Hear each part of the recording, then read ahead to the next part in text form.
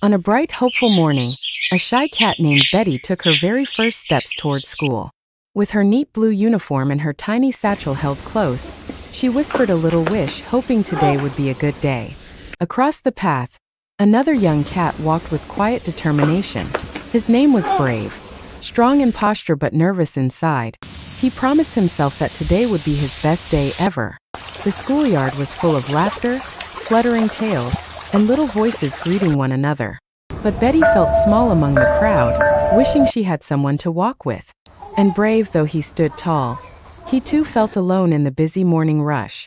When Betty accidentally stumbled and her papers scattered across the stones, her heart sank. But before she could worry, a gentle voice reached her. Brave had noticed. He stepped forward, calm and kind, helping gather her papers with care. And in that simple moment, something new began. "I'm Betty," she said softly. "I'm Brave," he replied, smiling. Side by side, they walked into their classroom, two hearts a little less scared than before. Inside, lessons began, quills scratched softly, and sunlight danced across tiny desks. Betty tried her best, raising her paw with trembling courage, and Brave watched, quietly impressed by the courage she didn't even know she had. When recess came, laughter filled the air.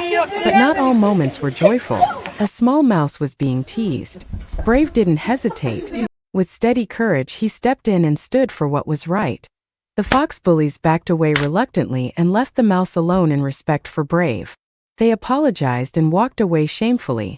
Brave, crouching slightly to the mouse's level, his emerald eyes kind, his vest snug as he says softly, "You're safe now." The mouse, still trembling in his little uniform, whispers gratefully, "Thank you for saving me today."